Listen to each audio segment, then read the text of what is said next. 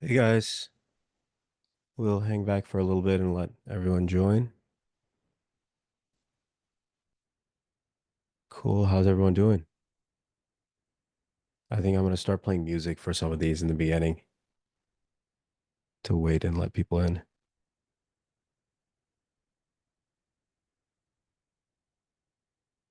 Any recommendations?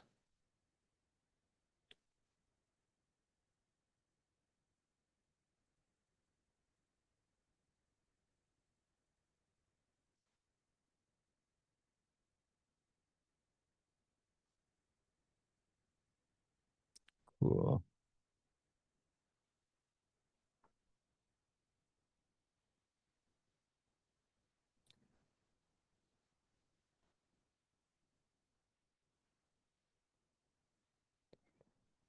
GM, GM. We'll wait a couple more minutes just for more people to join.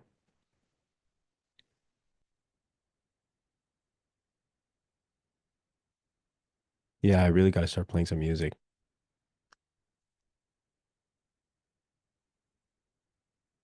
Let's see.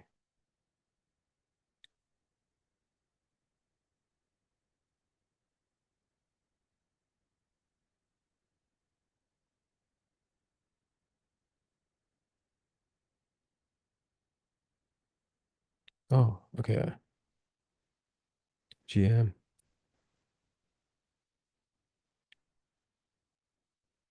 GM, GM. All right, I think since this is being recorded, I'll just go ahead and start. I know we got a small group of people here, but yeah, let's get to it.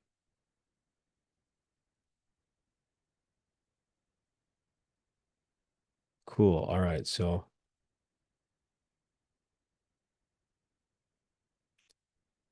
yeah, so I just wanted to talk a little bit more about um, the tracks and team formation during the program. So, first, I want to share a little bit about myself. So, I joined Aztec from a protocol that I was working on called Denota. Denota was built on Celo. It was a set of smart contracts to enable more streamlined payments through NFTs. And I really started working on it through a program like NoirHack, where I just got really excited about what was possible through friends that I had met in the program. And then from that, we started applying to other programs, not really knowing what we were doing, just kind of like learning, building, winning grants. And then before long, we ended up raising money and turning what we were working on into like a legitimate product and business. Um, and really, I think like that was more or less ideal in many ways for me. But Aztec just presented an opportunity that I could not pass up. And at the time, my other co-founders also found really interesting opportunities. But I think that that experience of getting to work with builders that I met um, in a program like NoirHack changed my life. It was really beautiful and an amazing experience. And yeah, I think like this is really the kind of experience that we want to try to create for you guys. Um, I think like getting to meet people and to build together is probably one of the main benefits of a program like this. Um, so what I learned from some of the programs that I participated in is that you really get what you put in. And the more proactive you are in the programs that you participate in, the more you'll actually get out of it. And I think that the biggest thing that I got out of it was that the people I met were really like more important than honestly even the startup that I founded. Some of those people that I met and worked with are still like close friends of mine today. And I would say that the opportunity to meet people is really like one of the biggest value adds of this program. So I think figuring out how to do that and to do that well can be hard, but we'll kind of try to look into how to do that better today. And we'll also have more tools and like ways in which you can do that throughout the program. So um, I saw this question in the Discord. I thought I would answer it a little bit more clearly. Um, like I think people are asking about how many people should be on a team, or what's the point of a team, or how, like, why even form a team. So I would say, like, in general, we've broken things up into these categories depending on where you are. I think it could just make it easier to like think through what benefits you might get from being part of a team. So if you are like really new to Noir, you're mostly trying to learn in the program, I would say that the main benefit is that now you can just learn with others. This was more or less where I was at in my first program when we were starting our startup, like well before we were starting, when we were just like ideating and thinking through ideas. I was in the stage. So I had met my friend uh, and co-founder Alex at ETH Denver, and we were part of like a grants program in person there. And so we had different ideas that we were working on that were kind of similar, that were in the NFT space. So you could maybe meet a potential person who's shared an introduction that they're working on something that's really engaging or interesting that's similar to you, or in team formation, you could share that like, hey, I'm really interested in exploring like this specific library. That like is a way more specific way to try to engage with other potential beginners. Is like, hey, this is the thing that I'm interested in learning about beyond just um, hey, I'm like, wanting to like learn with people. So try to engage people on more specific things that they can like really relate to. It could be interests that you're really looking to explore as far as like what you're building or what you're learning. So you want to learn how to use Noir to verify things because you want to build like a private glass door, or you saw Stealthnote that Saleel, one of our DevRel engineers, released recently, and you really want to like understand how that works and do a teardown and build from there. So I think like this is kind of getting into intermediate a little bit, but I would say this is how I would approach um, trying to form a team in these like earlier stages where, okay, I have something that I really want to learn and understand better. And like I want to see if other people are excited about it. Then from like intermediate to advanced, that's where, okay, I have like an idea where I think this could be really like something big. So for us, like for my like protocol Denota, my co-founder Mohammed had this idea where me and Alex, this other co-founder, we thought like, okay, this is something that could be like actually legitimate. This is something that could be a business, or this is something that like we're just so excited about that we're willing to just focus on this for like a considerable period. Like we want to like really put time into this, and we think that idea is worth pursuing for like a longer time. So I think like it's sometimes hard to find ideas like that. But I think that's again where you need descriptions. You need to like look at a prototype. I think that's how you can really engage others, is by sharing more and giving people more context.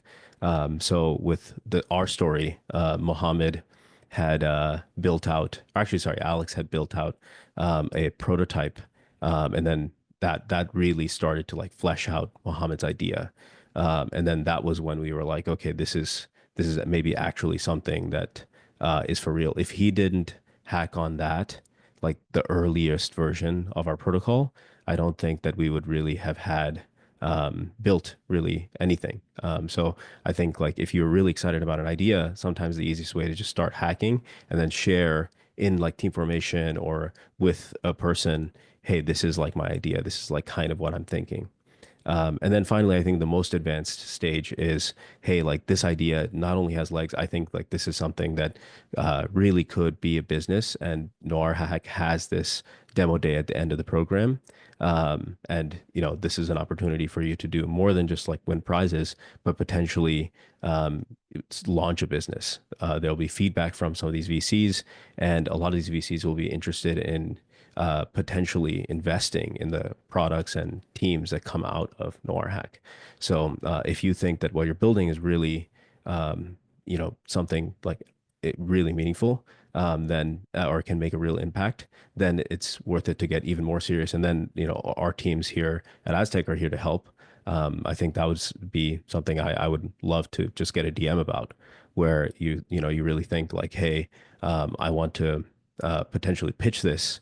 That's where the show and tells also can become very helpful for people on the advanced side. But the show and tells are also helpful for people on the beginner side as well. And I'll check to see if you guys have any questions also. I'm not as familiar with Zoom. I mostly use Google Meet. So I'm trying to see how I can look at the chat at the same time.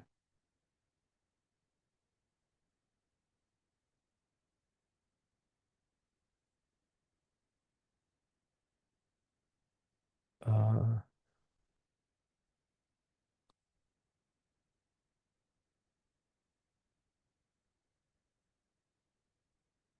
any questions so far? Oh, stop sharing. Is there Q&A? Okay, let me keep going.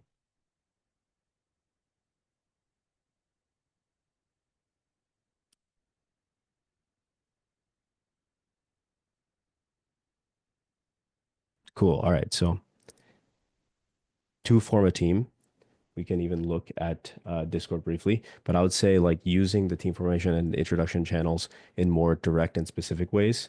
So I had mentioned trying to like share something that you're specifically trying to learn, something that you're specifically excited about, um, and then reaching out directly to people given posts.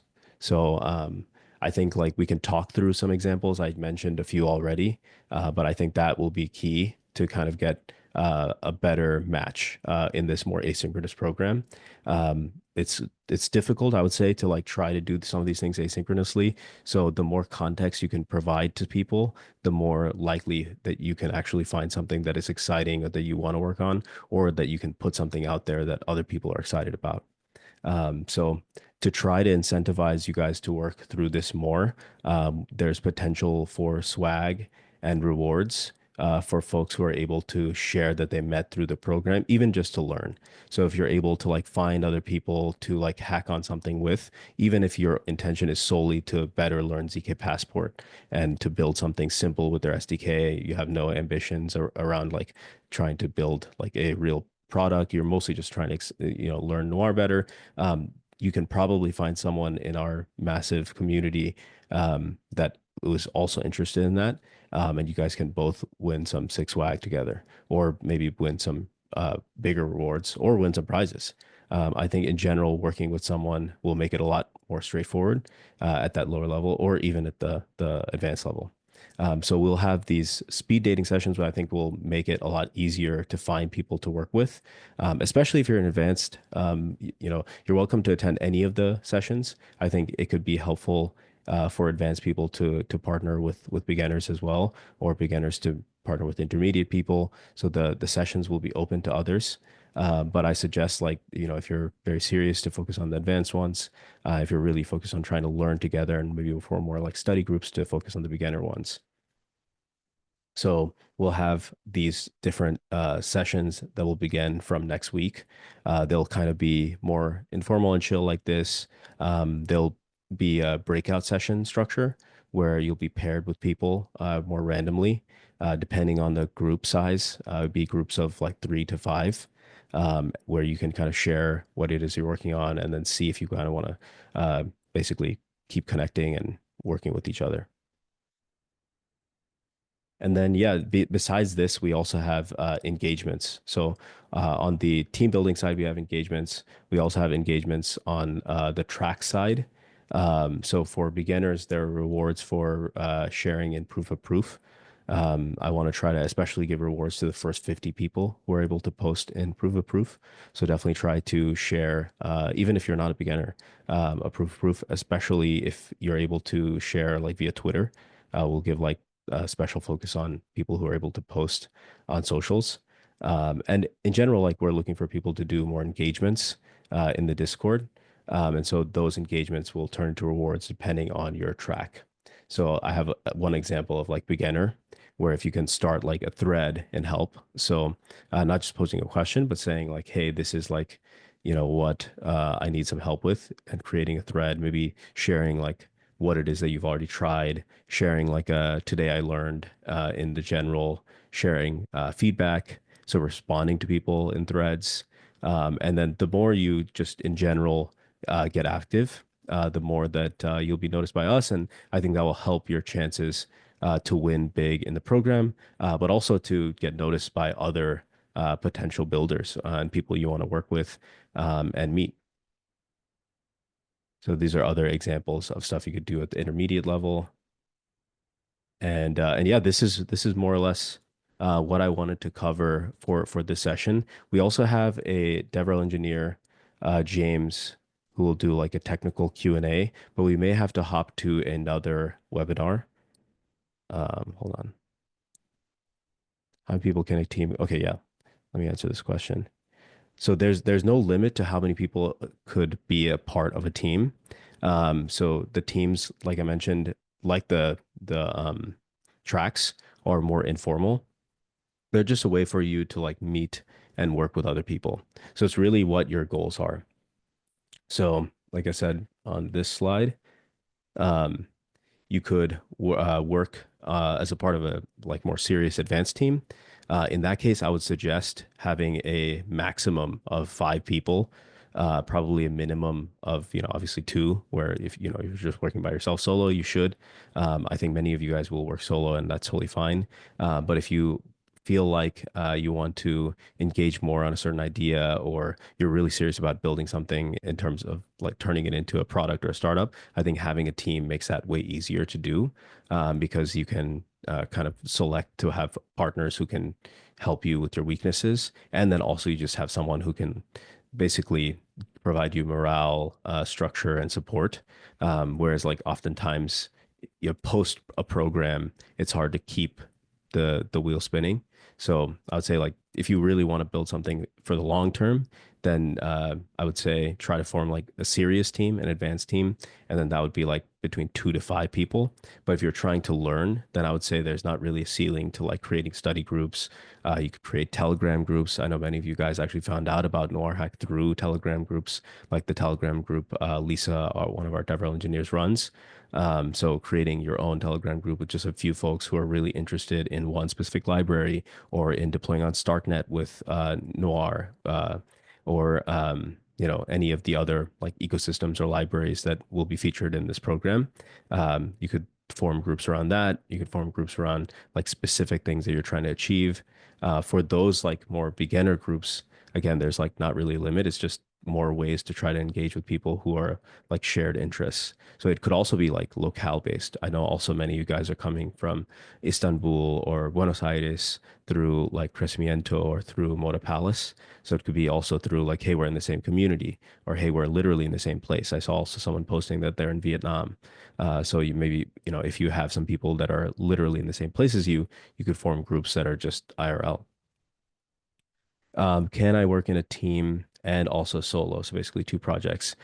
Technically, yeah, you could. I would say that it can basically spread you thin. I would say to try to focus on one thing if possible, as it will be a little bit difficult, I would imagine, to try to do two separate projects. It depends on how you would work with this other person. Maybe the two projects can complement each other. You do have time in the 4 weeks, so it's possible you could do both. But yeah, there's no rules against doing two separate things because technically that would be two separate teams, you and this other person, and then you by yourself. Um, as long as this other person is not also working with you, in which case it's basically you guys applying twice. That would be the rule against that. But if you are two distinct separate teams working on two distinct separate projects, there's no rules preventing you from doing that. Cool. All right. Yeah, if you guys have any other questions, I'm happy to answer them on this like team building and like um track side. I also am happy to also share more about like my story. I kind of like glossed over this a little bit, but it was a whirlwind of just basically, figuring out different ecosystems, building, raising money. No, there's not currently any association. We do have some affiliations with some of these organizations, and there may be some IRL components. Okay, yeah, to clarify, I'm answering this question, so I don't know if you guys can see that. But yeah, I'm answering this question. The end date corresponds to ZK Summit 13. Is there any association? There's not any association directly. However, we have affiliations with certain like on the ground ZK communities. I mentioned a few, Moda Palace. There's also ZK Summit where we're like going to likely be there. So there's some potential for different Aztec folks being like affiliated with DK Summit and then sharing some stuff related to NoirHack, but there's not any direct association. With some of these programs that coincide with NoirHack, we're really trying to like do more IRL stuff because again, I think like that's the best way, short of like just virtual, like doing video calls like this. I think the next is just IRL. So we want to do more IRL stuff for sure. Yeah, any other questions from y'all? Otherwise, we can let's see. James, see if I'm able to add you as a panelist now. James, you should have got a panelist link. I think if you leave and join again, you should hopefully be able to add. There you are. Okay, nice. Okay, cool. So let me answer this question as well. So is the emphasis on circuits or can we build contracts? So technically you can build whatever you'd like with Noir. So the emphasis is mostly on circuits and then also on the libraries where we'll have workshops.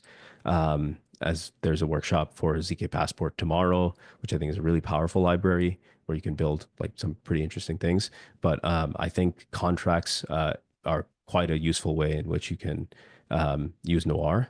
So, we're open to people building things on Aztec for sure, and building like Noir smart contracts. I think for many of you guys who are maybe more beginners, that might be quite a tall order.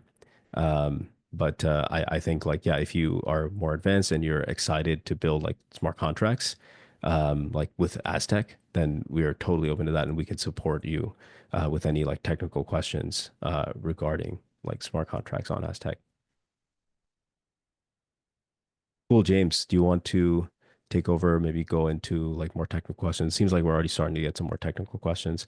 And yeah, I'm still here if you guys have any questions about the program or about like tracks, about engagements, or about like the team formation. Please, you can also just DM me on Discord. But please feel free to reach out, ask a question, and I'll try to answer. Yeah, so yeah, I'm not sure where to from here. I'm not seeing any more questions. I'm only seeing yeah, open zero, answered one. So it might have just reset for me. So are you seeing any more unanswered questions there? Not yet. I guess if we Okay. don't have any more unanswered questions, we can also just start going into maybe like some of the stuff that Saleel had mentioned around like Yeah. Node.js, maybe just Yeah, building Cat's intro. Yeah. yeah, I guess I was thinking like looking at some of the question, like sorry, the last question, is the emphasis on circuits. I think you answered that a bit there. I was just switching audio there. But yeah, it's there was a question on Discord around converting maybe the implementation of a Solidity contract into Noir or vice versa. But I think that touched upon one of the points when I first got into Noir, but generally like thinking about writing circuits as to what a circuit means and what is a circuit. And we can think about execution and yeah, feel free to ask questions along the way or yeah, I just realized people can't jump in with their thing. I might share screen first with this link, but yeah, what I want to touch on is just kind of like what is a circuit and how it's kind of different to think about it. It's worth thinking differently about it than just an application because it's not necessarily about running something and getting different results.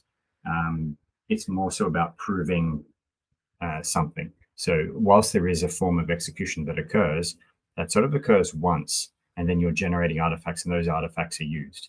Versus with a program, the idea is that a program is deployed to different places with given different inputs, different sized inputs, and it's a lot more flexibility with execution, and execution paths can change, whereas a circuit is much more rigid. And this is just, yeah, slight sort of peek under the hood, but it's just to think that you're creating a circuit that is able to generate a proof of something and conceal some of the inputs and show some of the inputs. And then the person who obtains those artifacts can verify something that is effectively declared in the circuit, because it's sort of this solid, you can think of it as a more solid thing. And, given the private inputs were already given to create the proofs, you can verify those proofs with public inputs to make sure whatever criteria is written in the circuit that you can both see is verified. So that's sort of the thing that it's a bit much maybe to hear on the first time, but I will pull up that the link. I'll share screen actually if I can.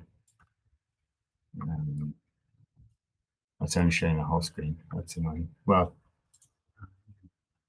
There's also questions in the Discord, which we could go through and answer live as well. Yeah, I'll just share the link. Maybe it might be easier to that article. Oh yeah, for sure. For that, I think you should. But I was just saying, as far as like questions we could answer now. Questions, yeah. Because what I was, yeah. So I definitely lost the history when I re-signed in here. Yeah, I was also going to add.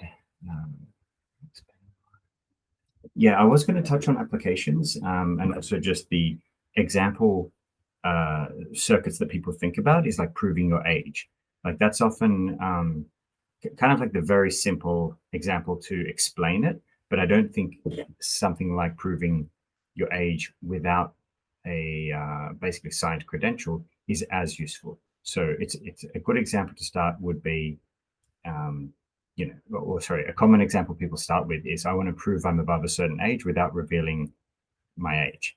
And so the circuit would be something like take a private input like year of birth or, let's say it's year of birth. And then the public input is the minimum age that they want to test against. And if you generate a proof of that, you say, okay, I'm going to generate a proof with my year as my private input. Someone else can take that and verify that the number they put in, which is say 18 or 21, is above a certain age. It can do this, the calculation to say, given the year of birth, I'll just do that subtraction to say, am I above the minimum age? And then they can say, yep, that circuit was verified. But it's worth thinking about like just the application there.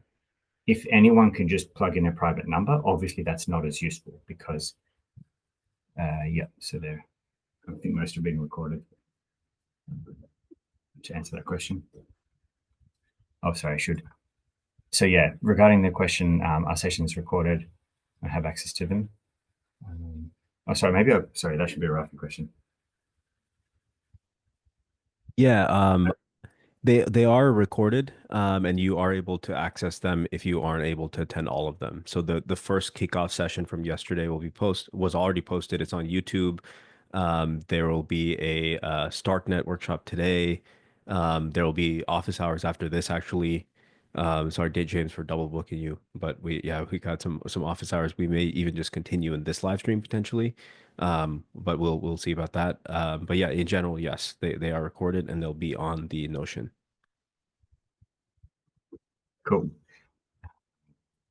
Yeah, so the idea of a private input just being a number is nice to sort of play with the example and to learn to code, to use the tools like Nago and BB for the proving backend, but not actually too realistic in terms of an application.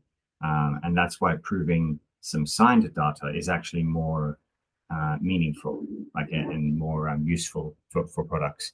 So if the okay, that's a good question too. So given the example, there's two sort of catches with just a number, say for the year when you're testing your age, is that I as the prover, I can just specify any age. Like there's no restriction on what I put as my private input. So that's one problem with these kinds of examples. The other problem is I may think that my year of birth is a private input, but if the public input is the minimum age, and that's just a variable, and my logic checks that the variable is, greater than whatever minus the current year, or maybe just checks against the current year. What stops the verifier from playing with the current year and just tracing it backwards until they hit the false condition? So yes, I'm definitely over 18, but they just keep going back and putting in a different year to say the current year is 20 25. No, it's 2024, 2023, and they just keep going backwards until it fails. Then they know that year minus 18 is my year of birth. So there's some other things to think about there, but these are more I wouldn't say advanced topics, but it's worth reflecting on them after. Definitely have a dabble with simple examples, but think about after that, think about the applications and yeah, bring on questions about that. It's nice to make, I'm not sure if there's a channel for it, but definitely bring up the, I guess, product or application side of questions as well as, because we really like to see meaningful use of the circuit. So yeah, science data is your friend here. Bringing up the question now. When do you need to use unconstrained functions? This I think was covered. I actually just skimmed a bit through Kat's thing to make sure I didn't miss anything. And sure enough, the square root function I think was part of the live coding. And this is just a good example to explain the usefulness of an unconstrained function. When you constrain something with the gates, that's sorry, when you constrain something in your program, that's part of the circuit. That's adding to the gate counts, and that's part of the proving process and part of the verifying process. So it's got some sense of assurance of what you're proving and of what your of what the verifier can be assured of. When something is unconstrained, that's just saying don't consider it as part of the logic. Like if you have a condition or some logic in there that's doing some maths inside an unconstrained function, that logic is not assured when you prove and then verify because it's considered unconstrained. It's to say, don't constrain these inputs to do these things. Don't check the logic of what's inside that function. It's just going to, it will be called and return a result. But as part of the proving and verifying process, you need to constrain it after the fact. So an example that shows how this can be useful is the square root function being quite, can be quite computationally intensive depending on how it's implemented. But, checking the result of the square root function is actually quite cheap, especially for the way we have the proving backend or the equation in the proving backend. It means the checking of the square root, which is just multiplication, is quite straightforward and quite efficient. So if I want the square root of x and I give it to my unconstrained square root function, it can take its time, do a lot of computation. That computation won't be part of my circuit, but the result it gives me, I really should be then checking that as part of my circuit. So I'll take the result, let's say it's n or r for the root, then I'll check that r times r equals n, and then that's constrained. Then I'm assured that the number that it gave me was the square root of n. And yeah, that's one way to use constraint. Okay. Hey, Nikolai. When it comes from age. Oh, I can answer this one also. Oh, sorry, yeah. Thanks. This is a good question. Yeah, so Nikolai's asking when it comes to proving age, like being over 18, this wouldn't require writing custom Noir circuit. Instead, we could use ZK Passport's SDK. Given this, should we shift our focus towards finding stronger product market fit or PMF applications, or is it still worth investing time in developing a custom Noir circuit? This is a great question. I would say personally that it is not worth time to build custom Noir circuits whenever possible if a robust and functional circuit or SDK for that matter exists. So in this case, it does. So I would say, and if you're doubtful of that, if you have questions about that, you can attend the ZK Passport workshop if you're technical enough or so inclined that you want to evaluate whether that SDK is worthwhile or whether you think you could build a better one. Otherwise, I think it's very worthwhile to just use what exists, and that enables a much better design space to build applications. So that means now instead of having to work on these lower level custom Noir circuits, you can actually build cool and engaging applications leveraging ZK Passport's SDK. That's part of the main reason why we've put together NoirHack now as opposed to months before, is that there's a bunch of these libraries and toolkits and SDKs that you can use that will be featured in workshops in this program where you don't have to to build from scratch, you can use these libraries. And that's also amazing if you're more of a beginner or an intermediate, because now, like through building with these libraries, learning with them, you can still potentially build companies. I know I've kind of structured things as like beginner, intermediate, advanced, but these are permeable groups. And it's possible that through the course of this program in 4 weeks that you can move up to advanced by using these libraries. Whereas like if you were starting from scratch, the likelihood of building like a comprehensive application that can do like passport verification, age verification with biometrics, like a passport, and also build like a meaningful application on top of it, would be pretty low. But if you use ZK Passport, you can. So yeah, it's a long-winded answer, but yes, definitely, it's worth it to just invest in ZK Passport and not build the custom circuit. However, I mean, the caveat I guess is if you're trying to learn. So like then I would recommend maybe playing around and trying to build your own circuit. Um, but even then, like you could probably learn a lot from doing that and then ending up using ZK Passport and comparing what you built to their actual SDK. But yeah. James, Yeah. anything to add to that one? To again, Yeah, really no, good that's question. a good answer for that. Totally agree. But it's yeah, I think there's definitely two facets to NoirHack. It is the technical side and the product side. So, like, I found myself looking at someone asked a question about a Vickery auction, and I remember some implementation of that in Solidity, and I thought, oh yeah, this is how you do it. You lock the funds in here. Then I realized with Noir, that's actually not so straightforward because you're not sort of tied to a blockchain. You can't do funds with it right away. You'd have to do something with Solidity and a proof of that. Then I was comparing the implementation of a circuit versus something else. So yeah, there's a lot to sort of chew on in terms of the components you will put together. So it's worth taking that high level view first to say, what is something I want to prove to who and what kind of data exists out there? So I'm not sure, Rafi, correct me if I'm wrong, but it might be useful to explore what type of signed data exists and where you can get that from. If you could get some type of signed data from a weather station, some weather feed, and you can say, well, if my and this is a real example with smart contracts people talk about is insurance of goods. Um, Sorry, insurance of like agriculture, for example. So if there's a farm and they've got insurance and you had a significant storm, you can then get some compensation paid out or an insurance claim made. The idea was to automate that to say if a certain Oracle source of weather that everyone trusted presented the fact that the weather was bad at a certain day, then a payout would be made. So it could be interesting just to explore what weather things there are. Sorry, what sorry sources of information there are, and what it's signed with, and can that signature be verified in the circuit? So that's sometimes interesting. This is also a good question around CIRCOM. If you want to answer, or I could try also. Um, I I think we can could give a both quick answer answer. this one. Yeah, Sure, go my for it. short answer is simplicity of writing. Is my understanding. Like both of them, um, like so Noir, maybe for clarity, compiles from this Rust-like syntax called the language is Noir, and that compiles to an intermediate representation called Essir. That intermediate representation is then you can use different proving backends.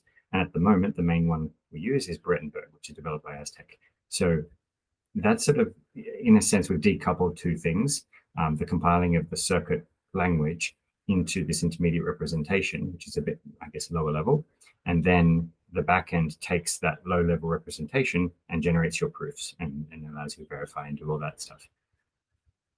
I think Circom sort of is just starting at that lower level. It doesn't have as much high level abstraction to it. I must confess, I haven't used it in Anger, so I can't really say exactly how far it goes now.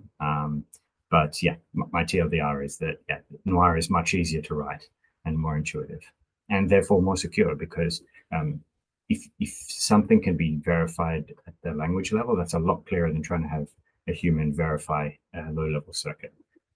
And I've done enough of it to know that. That's a good answer. Yeah, I would say more or less the same stuff. I think the biggest is just like developer experience. It's just way more straightforward to write Noir from like other developers I've talked to from my own experience. I think it just feels like more familiar and intuitive. I know examples also from different teams who were able to write code in far less lines. So Sarcom has some advantages to being like lower level, but it's usually just harder and less intuitive to like read, to debug, to like write real code. Yeah, Um, so I think that's the biggest thing. Then I think like yeah, the abstraction level maybe of Noir, maybe you could speak a little bit to like um a seer and like um yeah, constraint stuff. yeah. So touching on that, like nothing.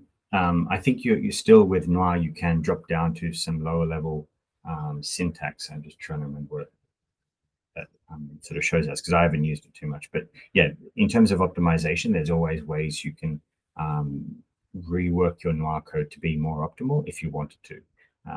Sometimes it can just be thinking at a higher level, like for example, the square root function. You wouldn't necessarily like a quick win is just to do this, shuffle your functions around to get some optimization. But then you can also optimize things at a lower level. It is in that document I linked, but at the end, towards the advanced section, is to consider the form of the equation. And like, look, not many people have to do that. And I would say over optimizing at that level is not really worth your while, unless that's maybe your project. Your project is the lowest gate count implementation of X function. Then I'd say maybe that's the goal. But I think most people would not need to go that low. But yeah, there's always, even though Noir is a high level language, you can still sort of seek to optimize it in a granular way. Um, so should we call that one? Yeah. Furthermore, Noir has Okay. much faster client side proving. Cool. I'll say hi to Laurie. Hello. Um, oh yeah, sorry, Rafi, did you want to answer? Oh no, feel free. I can answer also. But yeah, feel free. Yeah, how big a part is the oncoming Aztec network to Noir development? A big part of why Noir is a great choice. Yeah, love this question. Yeah, why Noir is a great choice. Yeah, so it's used in Aztec as the smart contract language, um, and yeah, it's interesting because you have the circuits you write, the programs you write are in Noir. The framework Aztec.nr is written in Noir. Um, and then for public execution, you just have the AVM, which is the Aztec virtual machine. And then for private execution, that happens locally, and then you submit the proofs. So really, the Noir side is just kind of like the private execution side. But yeah, maybe I won't be too deep into Aztec for now. Um, Well, I can yeah, go also for it. add to this. So, the question is how big a part is the oncoming Aztec network to Noir development? Is that a big part of why Noir is a great choice? I would say I think of Aztec and Noir as like this virtuous like feedback loop where like the requirements of building a privacy preserving smart contract platform directly help to shape Noir's roadmaps, features, optimizations in certain ways because we needed a language that can like handle private state, complex ZK proofs, integrate smoothly with like the architecture of Aztec. Noir is in part built to deliver that.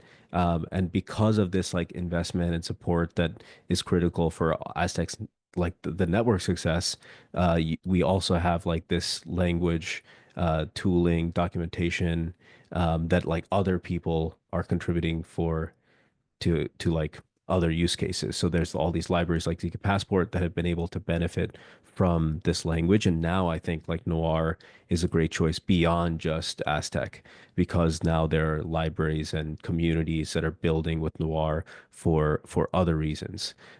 So if you are building for smart contracts, then I think Noir, Aztec, like that virtuous cycle is to me, obviously I'm like very biased. I literally work at Aztec, but I think like I think it's the best place to build smart contracts for that reason. But then even outside of that, if you're just trying to build with ZK proofs, I think like the resources that we initially poured into Noir and now the community around Noir means that you have like a more mature, more feature rich, more like battle tested language than I think like other languages at like our stage with like really good tooling with stuff like Nargo and also like real examples of like applications that actually work. Yeah, just to add to that, I think the primitives that can be built in Noir are then obviously composed and used in an application that uses Noir, which could be, let's just call it a, you know, like a ZK app for lack of a better term, um, where you'll have like a front end, you'll have your own back end, and then you're just doing the prover, you're proving, sorry, verifying in your server, proving on the client side. You can sometimes do, you know, proving and verifying in a server. It's not the right security model, so to speak. You want people to be proving locally with their private inputs, but you know, there's ways of just sort of taking pieces in different places and see what works. But there comes a time when you look at what you're doing on your server and saying, well, actually, the server is just using little bits of information and it's needing to pass certain things back and forth. And you know what? Wouldn't it be great if there was a protocol that did that? Wouldn't it be great if the protocol was decentralized that handled these proofs and proof of execution? And that's where Aztec comes in. It's just you can make something today that works as a Noir application, and then just like I don't think it's too much effort to then look. It's actually it makes it simpler to then bring it to Aztec in a sense. That's something that you're having to host yourself and sort of do some intricacies. Maybe there'll be parts of that you can just delegate to Aztec and just say once Aztec is live for your application, you can deploy similar circuits to what you have, but used inside an Aztec contract. It's all Noir, and yeah, that's sort of a path to from Noir to Aztec. So I just thought it worth touching on that as well. Okay, let's consider that one done. That makes sense. Okay, so I'm not sure what Sierra is. Maybe I was saying Acir, ACIR. I'm not sure, Yeah, I Tim, if know that's what you're. Sierra is like their inter so the question is also I'm not sure if people can see the question when we I'd imagine when I click on it that you're able to see that we're answering it to all the attendees, but I'll just read it anyway. But yeah, the question is about Sierra, which is the same thing in Cairo. So yeah, what James had mentioned is ACIR, ACIR, abstract circuit intermediate representation. And Sierra is, I believe, like Cairo's like similar concept, which is like the intermediate step from the high level language to the lower level proving system. So theirs is called Sierra. Ours, it's actually kind of funny. They sound similar. But a Seer is like abstract, yeah, abstract circuit intermediate representation, and Sierra is like just yeah, just a word. And also I think serves the same purpose as like I think Cairo compiles down to Sierra.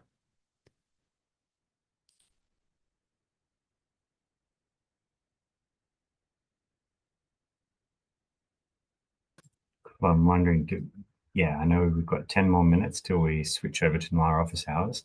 Maybe, yeah, given, just trying to see where the link is for office hours. Maybe we just share the general link to office hours here, Yes, or do you think so that would be a way? Yeah, I I'll think leave it we'll to you. have the same Zoom. One option is also just to keep the same Zoom. I can It edit just the means, the calendar. yeah, it just would mean, okay, so we can do the announcement, and maybe I'll just ping Josh to say, let's change whatever it needs changing. But we can also just ping the Discord to say, here's the link. I should still have the general link, I think. Yeah, here is I can share that with you. It's also all right if you want to leave for a bit and maybe take like a bathroom break or Yeah, it's a good idea. I can just hang out here. And yeah, I think like it will likely be easier if I edit the um Yeah, that it's just way if the some folks people are have, already in here. Mhm.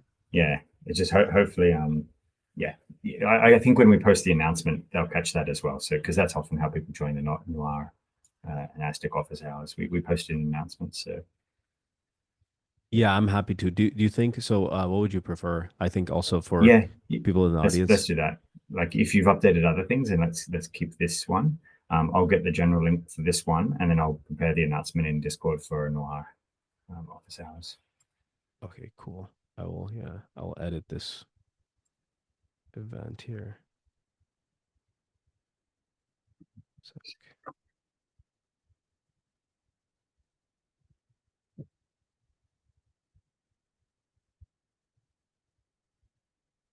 yeah, now this has the same. This will also just be one long recording. Mhm. Oh, that's a good point. Yeah, that's Maybe not ideal, but I guess that's all right. Yeah, I'm not sure if the host disconnects and reconnects with it. It's Oh, going to be actually, I'm at the risk. host now. I Yeah, have that's what I mean. I wonder if it's risky, if it's going to, hopefully it doesn't overwrite or get a new URL or something. But yeah, let's oh, just no keep it. worries. I'll stick around. Yeah. That, to be honest, the Noir office hours is quite relaxed, but I feel, yeah, hopefully people are prepared. Yeah, had a chance to sort of chew on their thoughts from this call and then maybe bring something else back in a few minutes.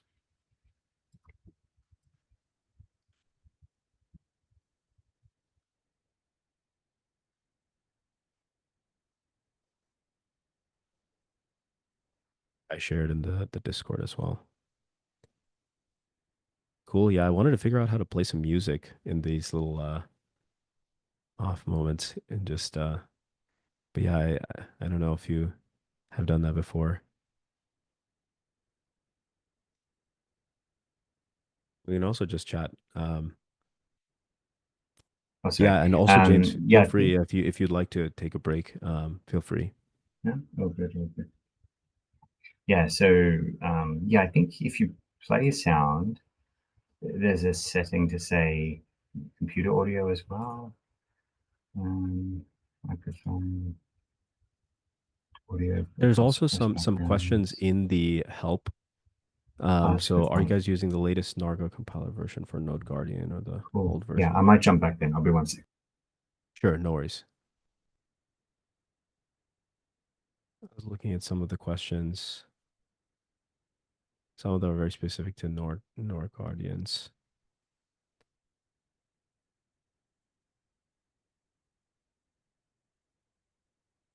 Well, yeah, we will be here for another hour just answering questions. So feel free for any of you guys. You can hang out, you can drop in, drop back out, drop in again. We'll just be in this Zoom. I've updated the event for the next office hours to be uh the same link. So yeah, if you mostly came for the team formation and that initial Q&A, you're welcome to leave. If you'd like to stick around for this office hours, just hang out, then feel free to stay. We'll just extend this out, and James will be back to answer more technical questions. And I'm also here to answer any like product related questions, team formation questions, anything about the program. I'm happy to answer stuff like around prizes as well. Um, like Starknet will have some prizes that we'll share. Actually, unfortunately, not in the workshop, but in more detail in the next coming weeks.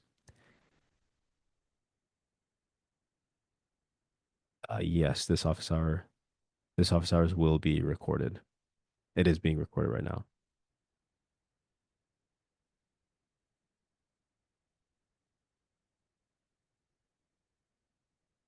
Thank you, guys. Thank you, Raquel. Thank you, Manza.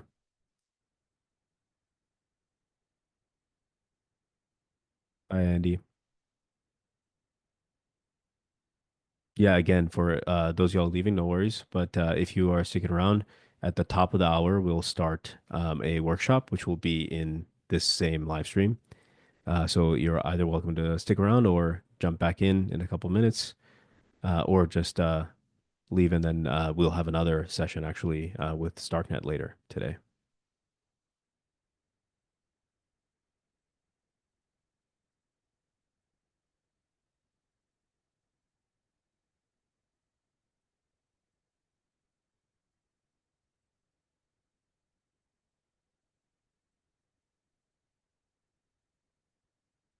I was thinking we could also share a little bit about like using Cursor.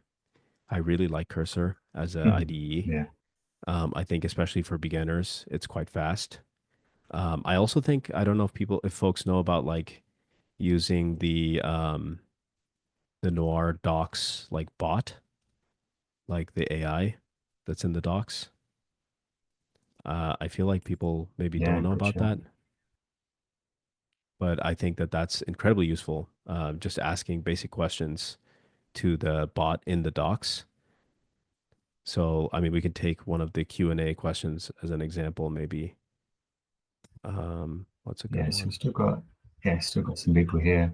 Um, yeah, it'd be interesting to know if anyone joined. I don't know if I see that um, from office hours, but We lost a few that, folks who are yeah, going to join later on. for the Makes StartNet sense. workshop. Yeah. I mentioned like if anyone wants to leave, Oh, they're for they're sure. free to. Yeah. Um, but yeah, I'll share really quickly the Cool. let me see. I'll share just using the doc spot because I think it's like quite cool.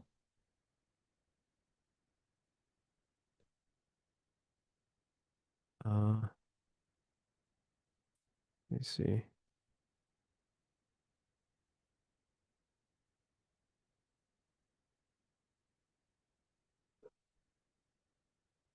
Oh, this is cool. Look at this. Can you see this? I'm like hovering over the. How does that look? Oh, I don't know if we see the hover stuff. Oh, you What can't? Oh happens? man. So you hover, you get a Uh, word. well, what should happen is, um, sorry, I'm just playing around with this. Yeah, I think What it's for should happen safety is you can, reasons. The hover isn't there, so no yeah, that's overlays. fair. Like I know some Let's people have see. done things with MetaMask and correctly, so the add-ons are are not shown. But you guys can see this, right? So let's Yeah. let's ask a question from this session. So this session, someone asked when you need to use unconstrained functions.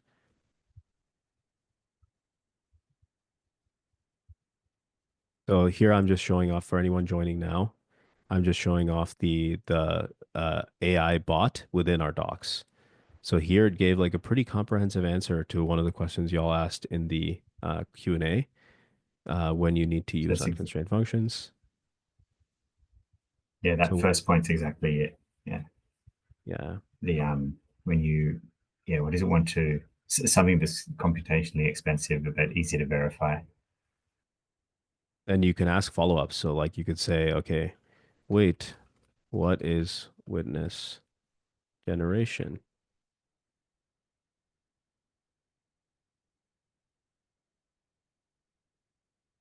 Yeah, I would say that this is like quite a good way to just learn and get most basic questions answered and even more complex questions, honestly. So with like try to use that as a filter when you're asking questions. In general, obviously like we're we would love to answer questions and hopefully we can do a better job than the AI. But this is like a good way to like get a first answer and yeah, then ask further questions. So here I asked like about witness generation, witness, public inputs, private inputs, why it's important. This is actually a great answer. It gave an example as well, and in Noir.js. So now let's say like, can you give me an example in Noir.js of witness generation that is more detailed, please?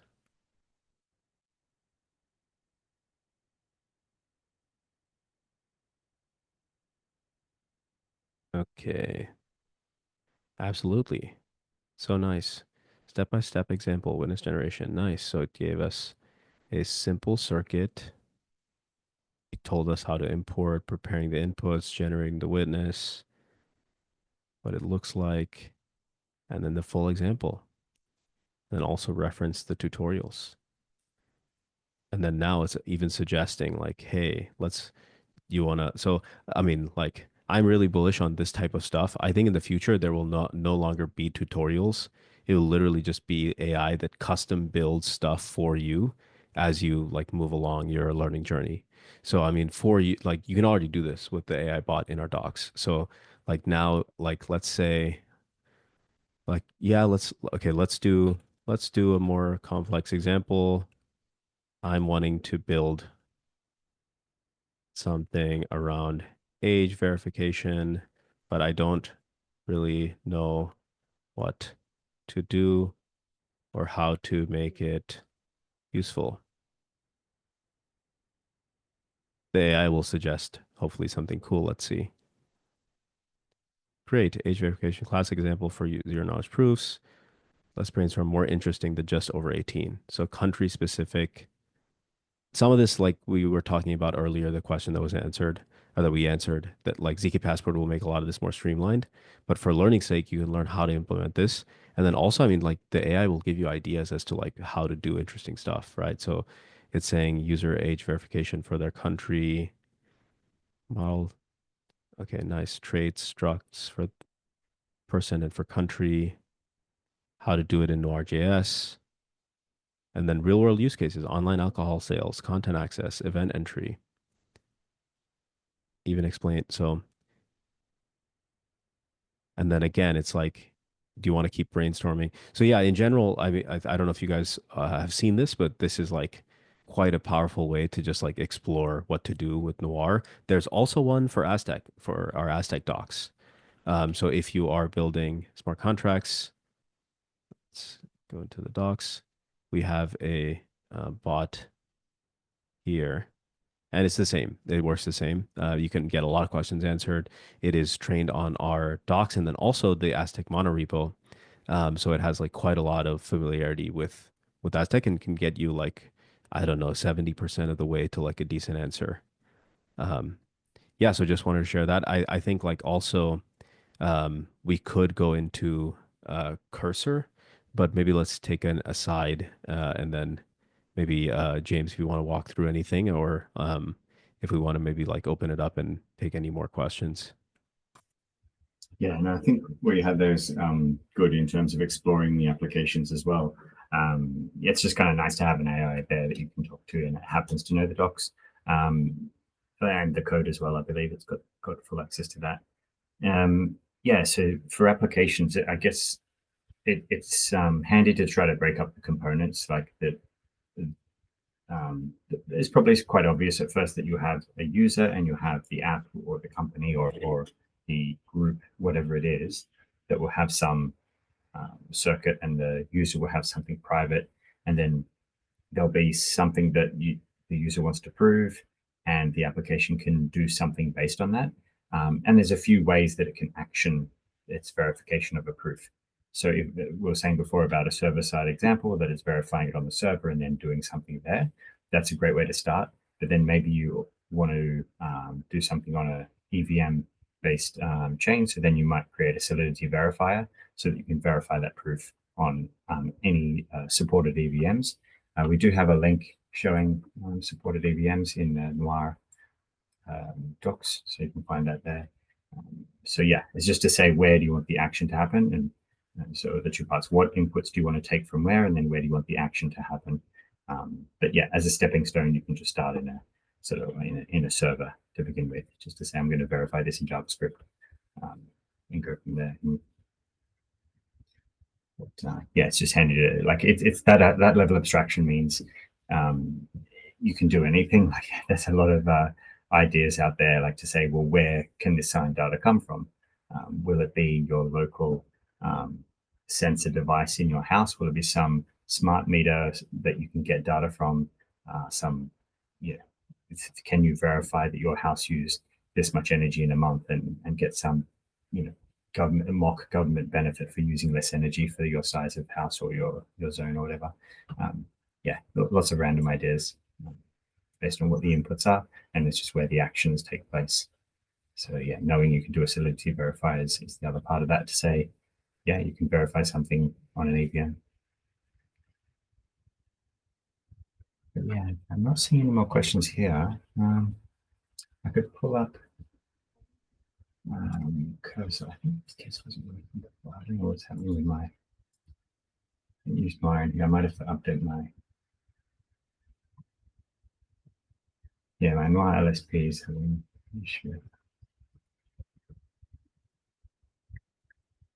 Well,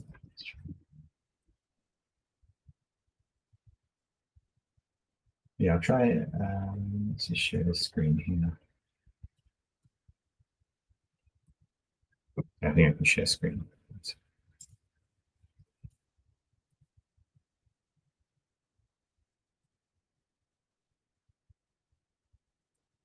Okay, has that popped up for you? Yes. So there's this base64 decoder. Well, I could, sorry, the code might look a bit weird, so don't worry about the code. It's more so that I want to play with cursor and just see. Just wanna, can I ask it? What does this do?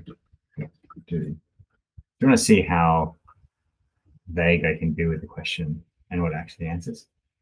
implements basics for encoding decoding operations. Yeah. So this example came from a community member who's been active for a while now, and yeah, this was a part of yeah, just one of the pieces needed for I don't know if it was inside Zika email or any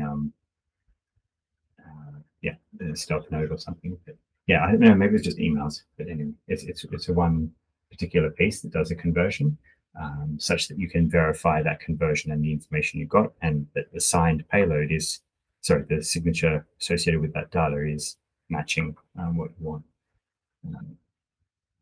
So it's, I'm not sure how, is the font okay? Or is the screen no longer sharing? No, it's still sharing. Yeah, is that font okay there, Rafi? I don't know how tiny it is. So yeah, this is in Noir circuit increment 64. Specify. Oh, Actually, sorry, I this was isn't. muted. Yeah, this let's. Maybe you could, if you Ah, could make it a little bit bigger. Sorry, I was muted. yeah, cool. So yeah, we'll just look at the help because I've already just remembered a point that's worth discussing. Is the sort of the static nature of a circuit. You can like basically think of it as a circuit. I'm not exactly sure when the name sort of started, but yeah, you can think of it as a circuit in that it's quite rigid in the components that are on it and the pieces that are there once it's made. And then what you're doing when you're using it with proving and verifying is playing with different inputs. So you give it public and private inputs into your circuit to then to prove something, and then to verify, you take the artifact and then use the public inputs to do that. But the circuit remains unchanged. So unlike execution, which is what I put in the thinking in circuits document, unlike regular execution, which is different, it can change. You might have some code that loops based on an input variable from what the program's called with, but you can't exactly do that here. Like the circuit has to loop a known number of times, even if you don't need all of those loops. So this comes to then, how do I deal with dynamic input? How do I give it an array, but I only sometimes might have 5 elements, other times I might have 20 elements. And how do you manage that? Or 100 elements? So for that, you generally will give it a fixed amount of things. So in this case, it's the loop. So we have the encode runs here. It's just a constant that we say we want 3 encode runs for this particular exercise. And so it will always run 3 times. I've probably got a better example for loops. But yeah, this just reminded me of that point that loops have to be, a fixed length. But you can do something where you're effectively having a conditional computation to say, if it's less than a certain amount, then you're doing something. If it's more than a certain amount, then you're doing nothing. You can do that kind of thing to get by. So here's my by example. I've got loops here. Seeing any questions coming in? Okay. So in this example, I do something like this, just like having this condition here to say the loop will be the maximum because it's a constant. It has to loop an amount of time. So you specify an upper bound for your application or for your loops requirement. And then you can have a condition to say, if it's less than something, then do something, otherwise don't. And that's how you can sort of, even though you have a static kind of a more rigid circuit and a fixed number of loops, you can effectively have some variability in your computation. But yeah, that's just an important point because that's just one of the things people often trip up on at the beginning. Cool. So I can jump back to this example. So yeah, so we were vibe. See, Saleel joined. Yeah, we were vibe. Not even vibe coding, getting vibe explanations from AI from using Claude. So I've asked it, what does this base 64 example do this library do? Yeah, and it's saying what it does here. And I was saying this example came from a community member. Can't remember how to pronounce their name. So yeah, then it's I guess it's just spelling out exactly what it does. I'm not sure if we had any other questions on that. Do you want to ask it something more specific? Let's generate trace.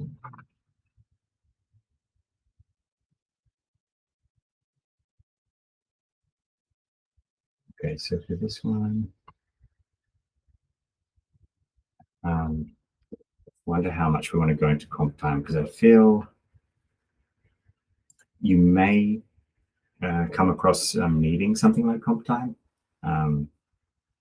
but it's something that gives you some level of flexibility at compile time. And so just to remember, the compilation is kind of like the dynamic development phase of things. You're building your circuit, you're perhaps iterating on it. And maybe you do want to do something different when you compile based on something else. So in this example, I'm actually changing this, what's effectively a constant here, or a global variable, to be the length at compile time of the input that I'm given. So that means as I'm iterating on this and testing, I can be giving it different inputs, and this effectively becomes a constant given the length. So yeah, just to decouple the development phase of when I am sort of changing the number that is my max loops, for example, in that other example, while I'm compiling and iterating on development, I might change this constant, and that's fine because you're just building your circuit. At the moment you consider your circuit kind of done, and you want someone to prove something on it, then that's when you compile it and someone uses it to generate proofs, and then those proofs are verified based on that one single artifact of the circuit that you made.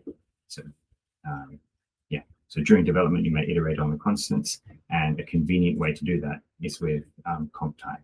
It lets you sort of have numbers calculated at compile time, because I can just change this input and I don't have to manually do this to input a different number. So that was yeah, that's something to do with comp time. I'm probably going a bit in the weeds here, so maybe yeah, no other questions have popped up here. So with Saleel here, I don't know if you wanted to add anything else relevant to where we're at. Yeah, I'll stop sharing screen.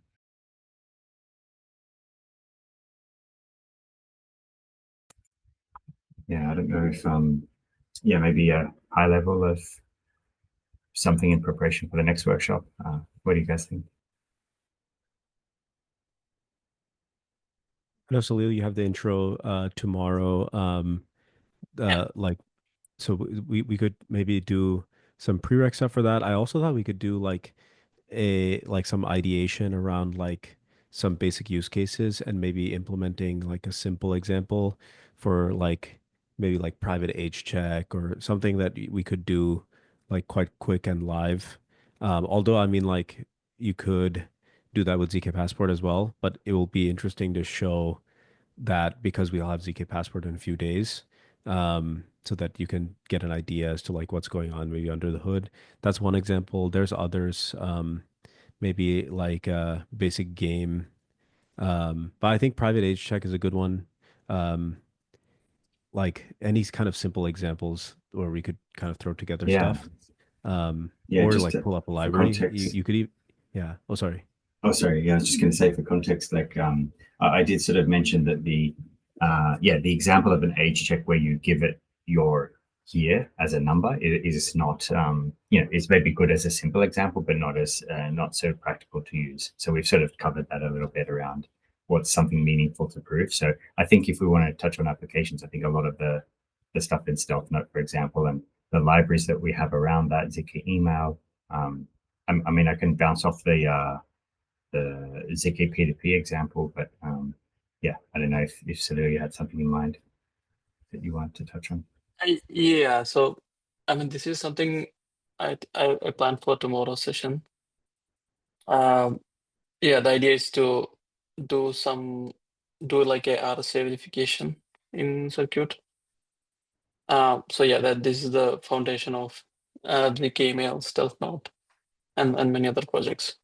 Yeah, and then I think yeah, tomorrow I'll discuss the why of ZK and like how it works for a high level. Like, what is the role of a prover? What is the role of a verifier? And yeah, what are public inputs? Some of these things, and then go into an example. Yeah, we can do the check example.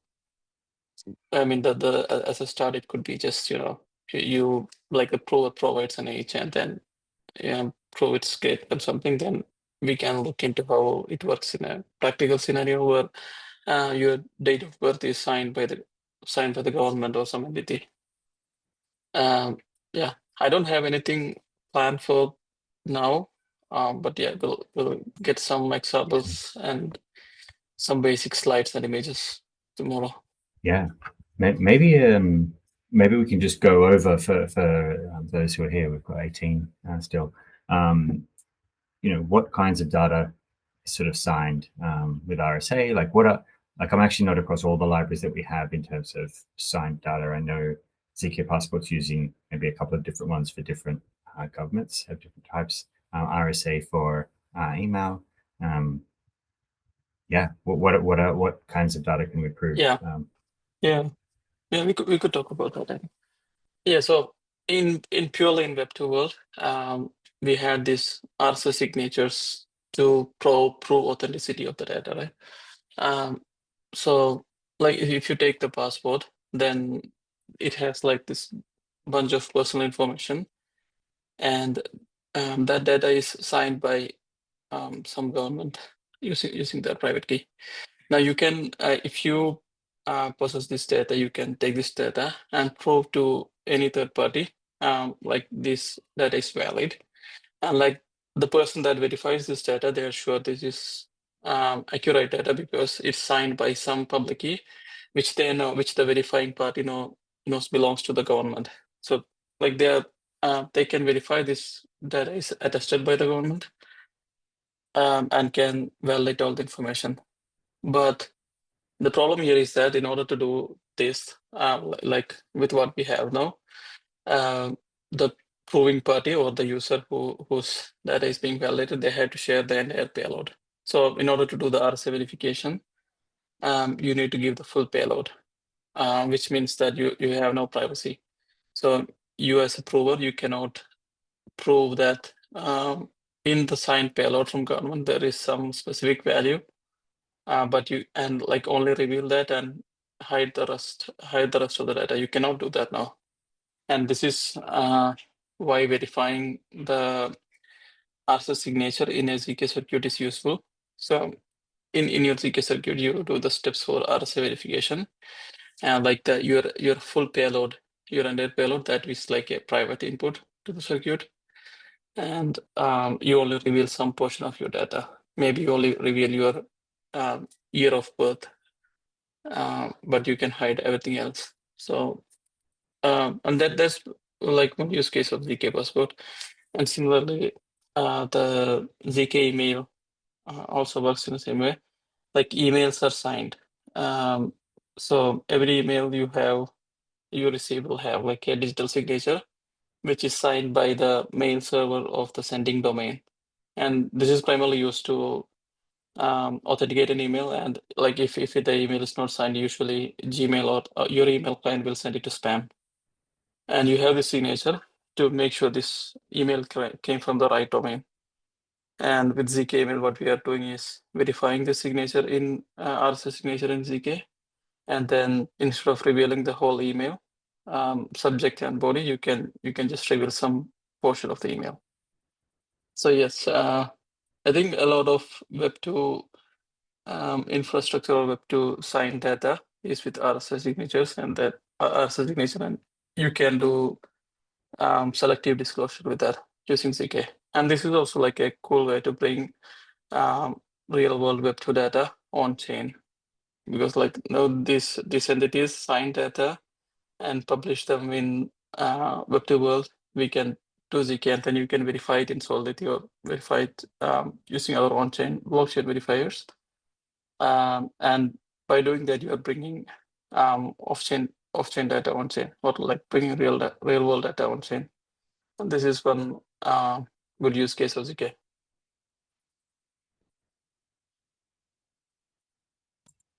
Awesome. Yeah, we don't seem to be having too many questions here. But, Where do we see the questions? down the bottom. Oh, Yeah, there's a there Q&A. aren't any. So yeah. Okay. No one's There's commented like yet a either. Q&A section. It's if you you can open it up. Yeah. There's some Yeah, that it's are empty. answered already. Yeah. Okay. Yeah, I think yeah, you can't see answered when you just join, or at least I didn't. We need We'll one see. that's anonymous, then everyone will ask questions. Oh yeah, you can actually. I saw anonymous attendee ask question. Yeah. But it's not truly anonymous or privacy preserving, sorry. I I was think gonna that see how. Oh, you go. oh yeah, I was thinking we could do like some super basic examples potentially just to play around. If you guys think that would be useful. I know so James was showing his like workflow with Cursor. Maybe Saleel, if you use any AI tools or have any like early like I guess it's maybe since we like you'll go into your session tomorrow, you could do some more like meta stuff on like learning or tools you use. Well, Or we could do like really basic stuff, maybe like some yeah. super simple like circuits. Yeah, I was just thinking of because I didn't know the term vibe coding until the other day when people were saying that's just how they code with AI. It's just they call it vibe coding. I'm like, okay. Another one put it as like being the orchestrator of the AI as you do things. So I was going to say, yeah, let's see how we go. I just did a new project here, oops, calling it age test. I'm assuming you can see that. Then I pulled up cursor here on the side and I said, I want to check a private year of birth, a private. So I can be specific because I know what I want. So I can say, oh, actually, I want to start as vague as possible. I want a circuit that checks the age of someone is above a minimum of 18.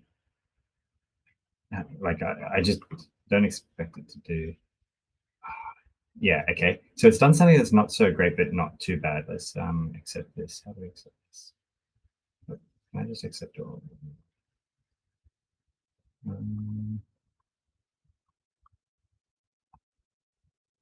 Make it white. Is it stuck in a loop? Or is that just me? Okay, let's just go. It seems to be in the loop. I want it to just stop there. Okay, I think it stopped. Why it kept generating. Okay, let's just accept that. And we have something, which is not great because we're actually giving our year, sorry, our age as the private input. And I can obviously specify any private age. And then we're checking the minimum age as a public input. Yeah, I'd rather do this with years. I wonder if I can ask it to do that. Use years instead of age as the inputs. It's nice to be polite to the AI just in case they take over. You don't want to upset them. Okay, here we go, birth year. I'm just going to accept it before it keeps looping. Would you like me to make an adjustment? Okay. So now we have a private input of the birth year, and then we specify the current year, and then it checks that the difference is current year minus the birth year is, oh, it's asserting that it's not,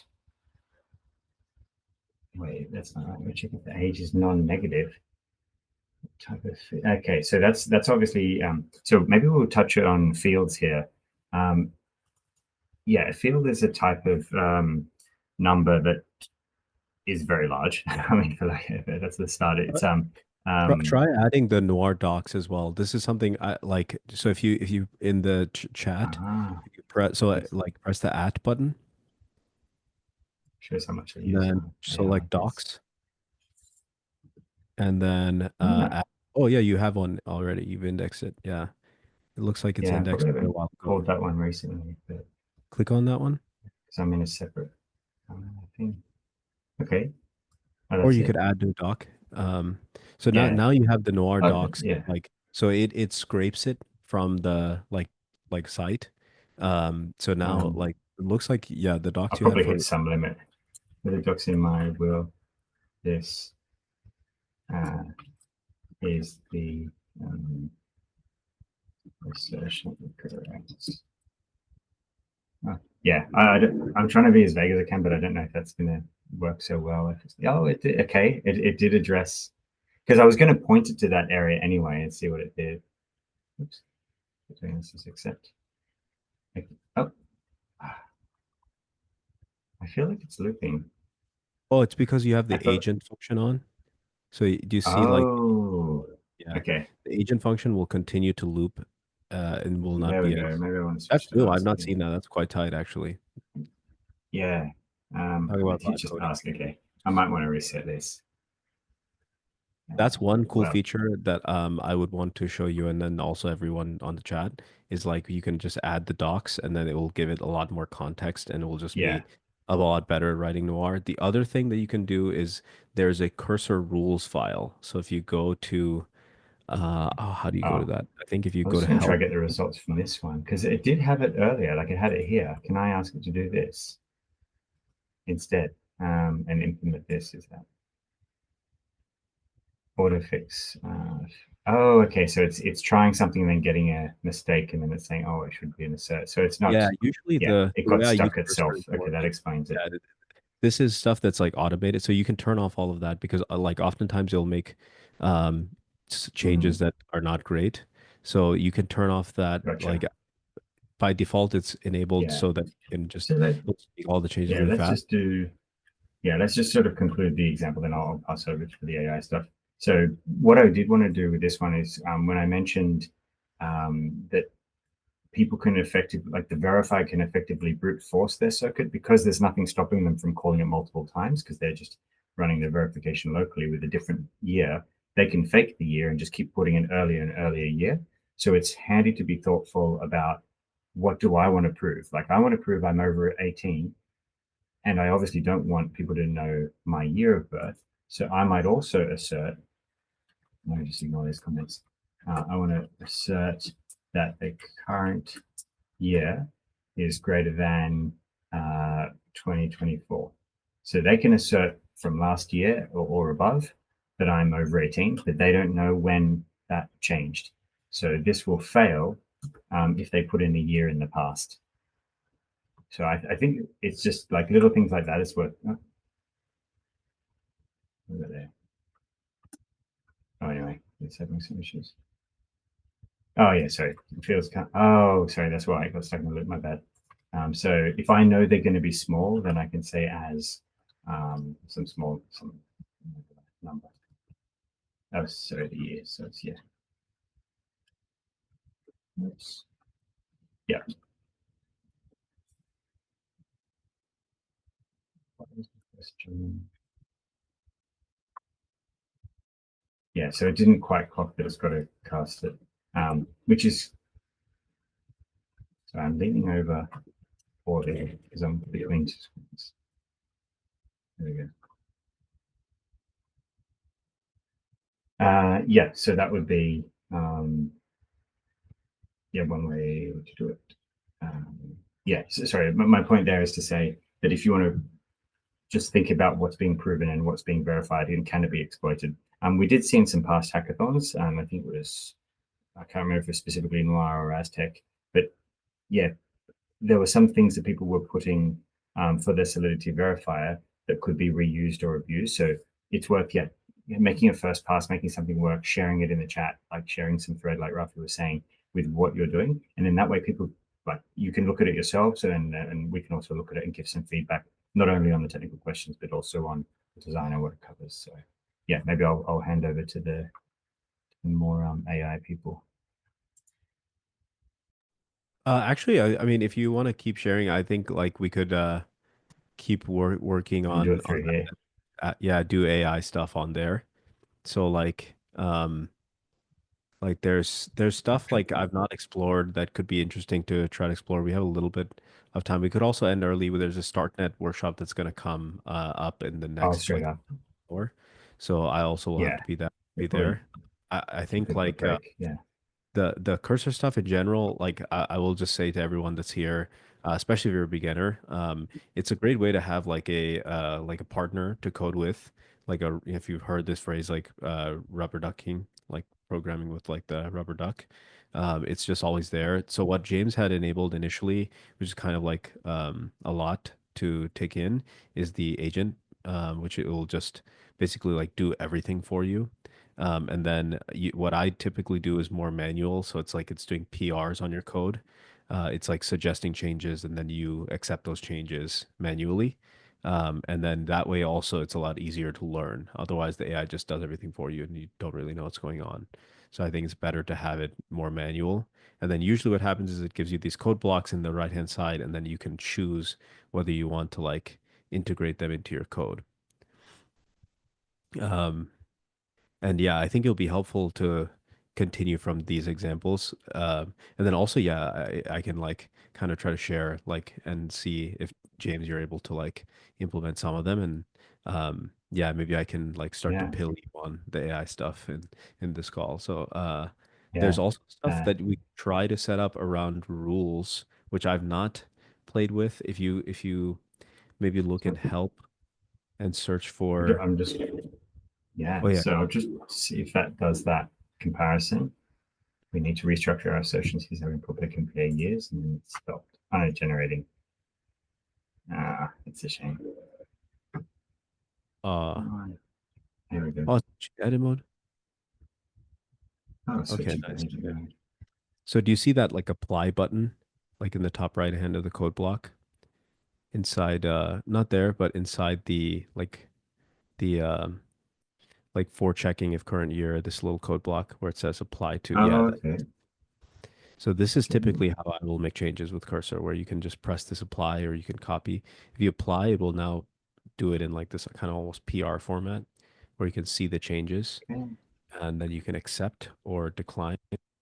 Um, Let's just accept everything.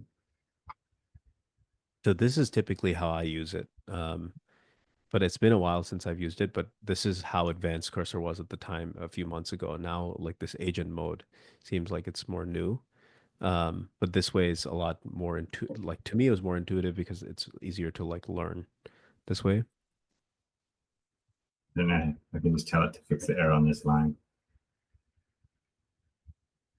Ah, It's yes. very odd that it's not suggesting to cast it as a different type. Can I cast it as a different value? What is it doing? Type Adding that. what?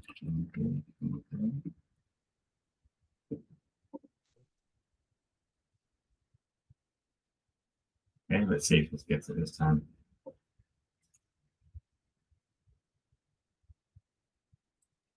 Okay. So it's casting it as in I64. So yeah, it's, I mean, I think AI is coding for today. Oh, let's just take it as today. Even last year to today, it's similar in the sense that it's can get you so far to get a taste of something, but it's not going to do it perfectly. It's sometime I think last year when I used it in a workshop, I was effectively doing vibe coding before I knew that was its term. We just tried to see how far can we get in coding a simple front end or simple app with a like basic front end, maybe a text field and a button, and then see how far it got. But basically, it very quickly got caught in writing some code that generated an error, trying to fix that error, then generating another error, and then just oscillating between the two. So that was last year. Now it's maybe I'm not using it in the best of my ability at the moment. So maybe there's a way, I think, Rafi, you were saying about something I can do, yeah, to maybe enhance its output. But it certainly seems to have missed that thing there in terms of So saying with all of as those the type. messages that you were doing, like it was not with the context of the docs. So each message, so if you click here, you can see the context is only this main.nr file. So it has Yeah. no Oh, context I under. had it on this line before.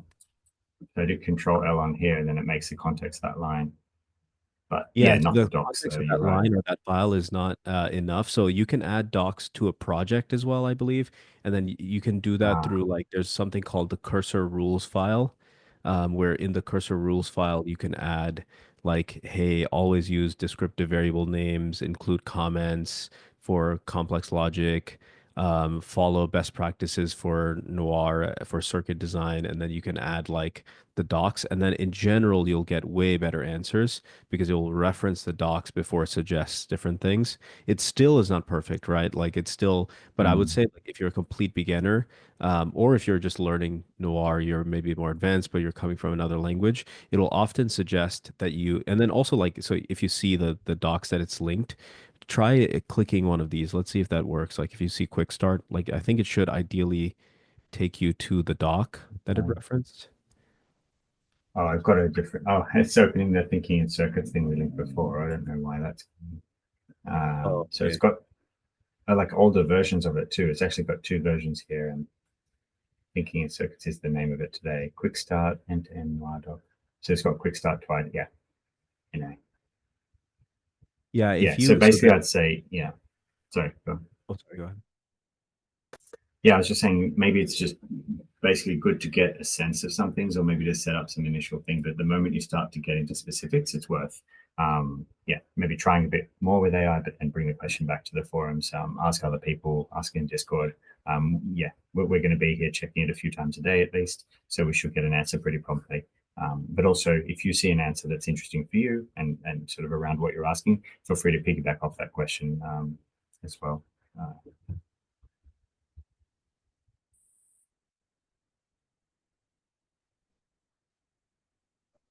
Maybe I'll stop Cool. sharing then, or did you want to try anything else through here, Rafi?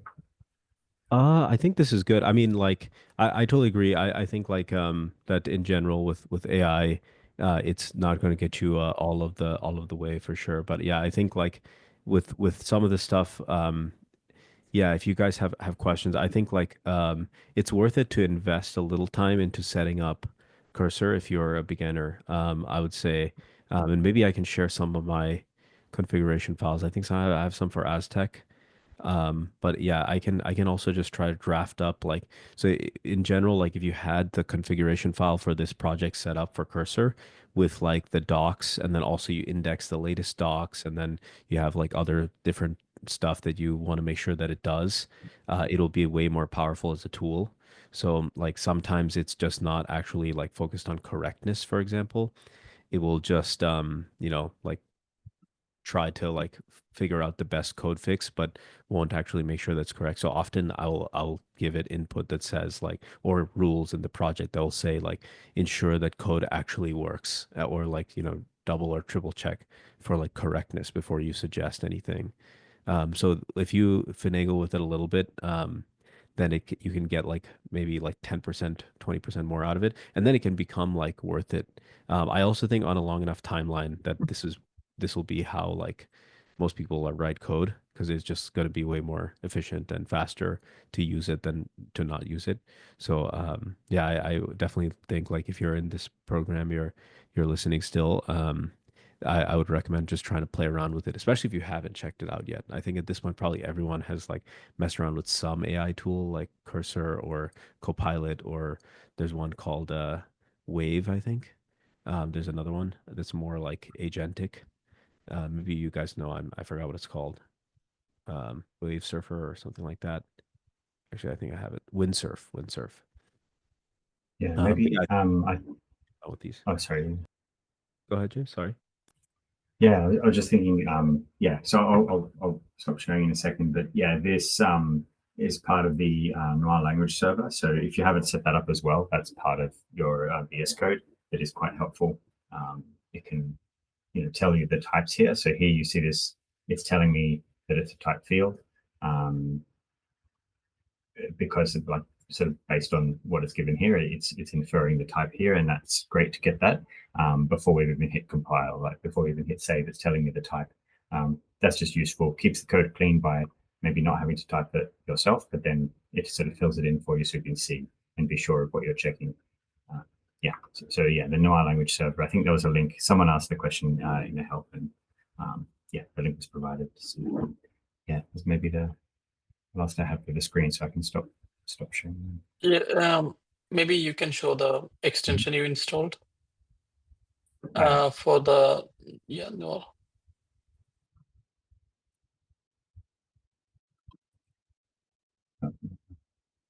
Yeah. So it's Noir-Land. Yeah. Because I think if you search for Noir, you'll get a bunch of other stuff. So yeah. Yeah, this is this beautiful line. Let's close the AI. And yeah, that's it here. Syntax highlighting, compile errors and warnings, and run tests via code lens above each testlet, which is very handy. Like, so you can iterate quite quickly. Personally, I find iterating on Noir and writing Noir programs much quicker than iterating on Aztec, because Aztec tooling has sort of a Docker container, and it sort of wraps up Nago and with it and adds a whole bunch of the Aztec framework. But yeah, when you're dealing with Noir, it's really nice to iterate real quick. So useful snippets of common code patterns. Oh, I haven't used that too much. It must just pop up. Oh, like a for loop or something. Yeah. Cool. That's a good chat. Yeah, was there anything else to show?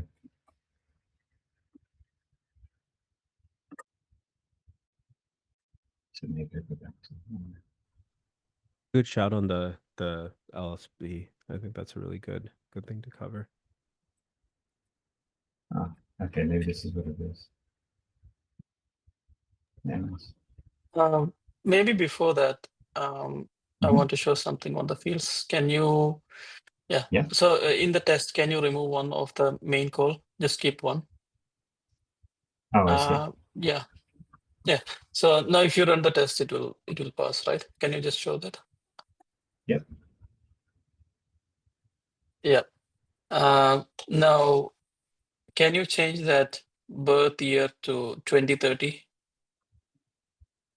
Ah. So yeah, now Very nice. if you run the test, yeah. Yeah, Success. it's still pass. Yeah.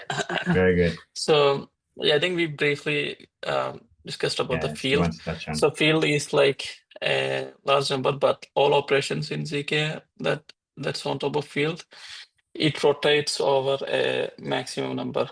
So the max value of the field is that we use in PB is something like 2 to the power 253. And if your value is more than that, it just rotates. So in this case, the number is negative. So the actual value, you don't have negative numbers in fields.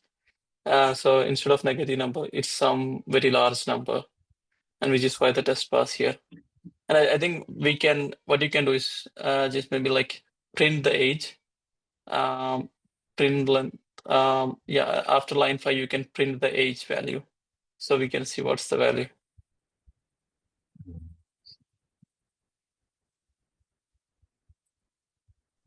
In the main circuit. Sorry, I was on the other window. Normal in fields. Can we do normal division? Where do you want to print it?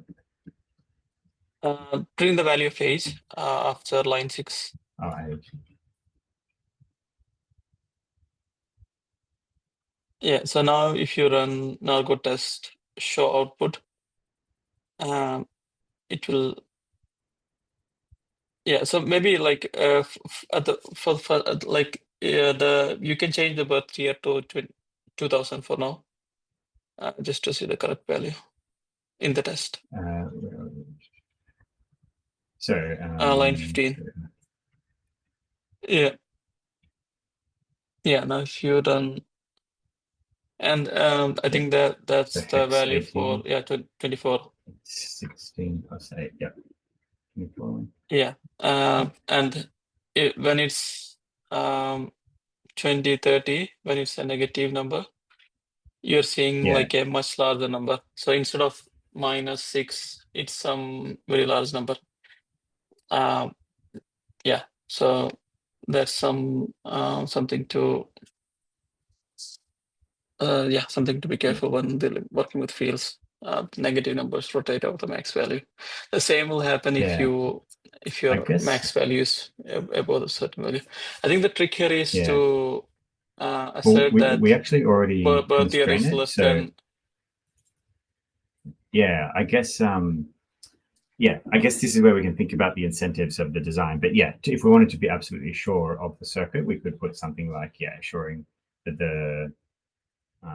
the year being tested, like knowing that we want to be after the present time and we assume the person's alive, then we can say that the birth year is like the current year is greater than the birth year, but not by how much. But we assume you're testing someone who is alive, rather than someone with a future birth date.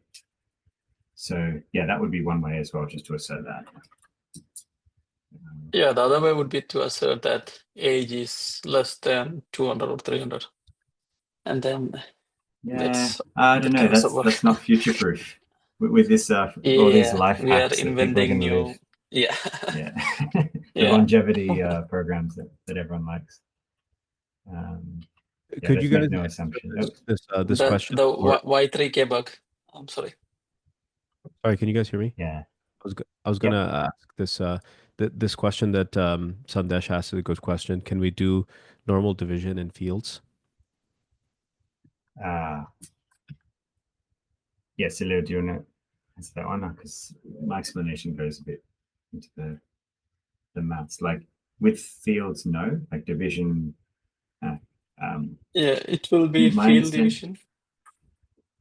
Yeah, my understanding with fields is that it's the what do you call it, multiplicative inverse, like you're multiplying by 1 on what you're dividing by, but also the fact that a field is a mathematical construct that is sort of multiple values, if that makes sense, that is modulo the field, the prime field. So division doesn't make as much sense given there's a set of values.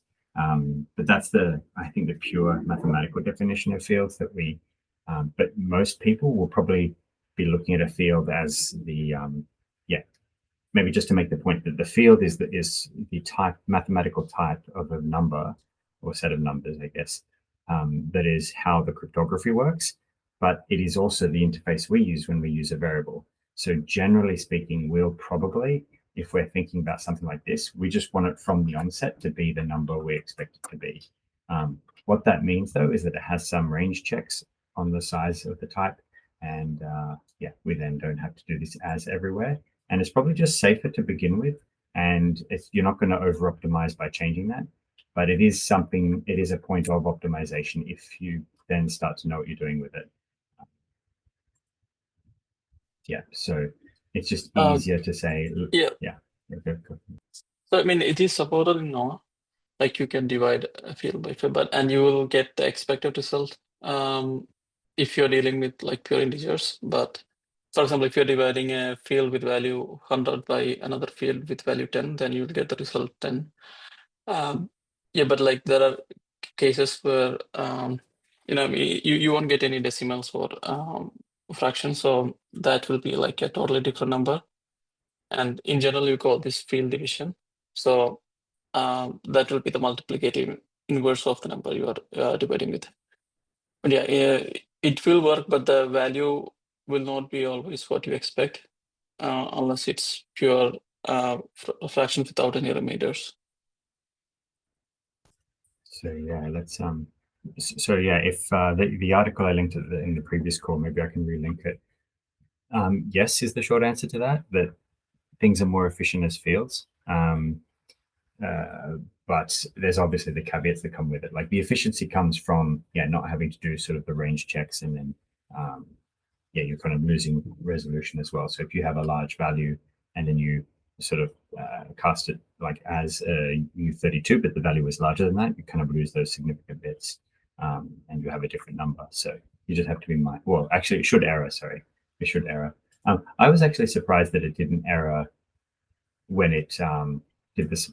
Oh no, sorry, fields wrapping is fine. That's right. I think if a U32 wraps, it should warn me. So now, if I just go back to that test, 2030, and I'm not checking that, hopefully yes. So for fields, it's correct to overflow and like to wrap around. That's just mathematically what the cryptography wants fields to do. When we're saying, well, we know it's just a regular number, that's an unsigned integer, then we're going to point out that it's overflowing. I forget the syntax to bypass that, but you can also, if you specifically do want to do it, just like in Solidity, you can specify unsafe. It's a similar thing here. Let's see if I can ask I don't know how well this will go to ask AI about this.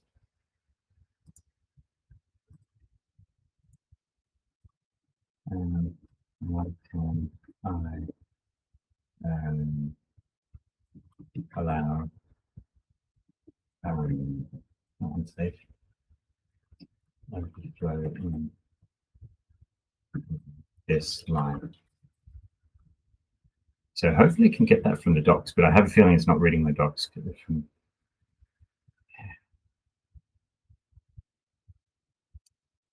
Nah. Oh, it's saying as customers appeared. Okay, never mind. Saleel, do you happen to remember the syntax for? Oh, maybe we shouldn't be saying this on the first call, just telling people how to make things unsafe. Yeah, maybe for the first call, we'll say, let it be, like, if your number is just a regular number, yeah, let it be the type that it is. And then you can worry about optimizing to fields after the fact, once you have something that works. So yeah, just sort of leaning into the pragmatic side. Yeah, make something work first. And then if you're starting to have issues in terms of it not fitting somewhere, then you can look for ways to optimize. Chances are there'll be lower hanging fruit than switching numbers to fields, because that's a relatively small optimization, unless it's in some repeated thing.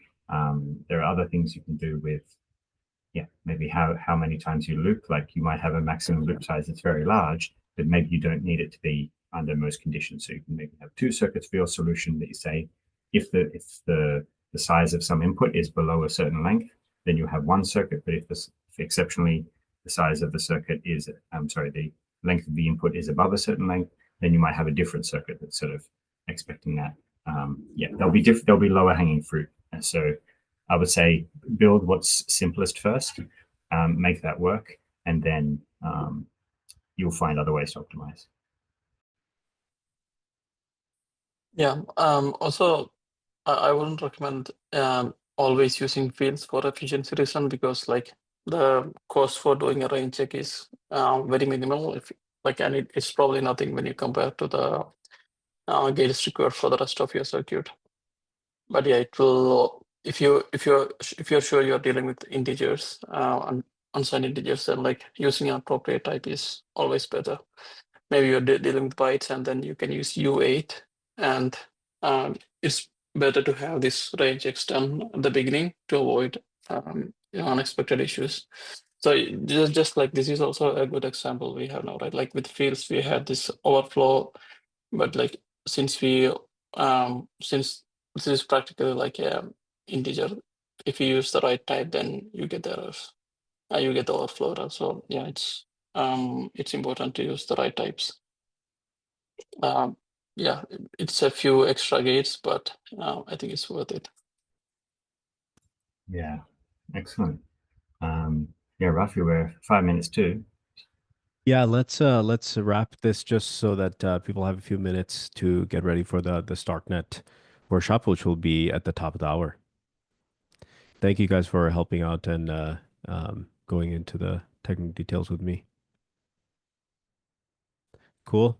All right, so Saleel will have another workshop tomorrow, and we have this workshop that will start with Starknet and Starkware folks at the top of the hour.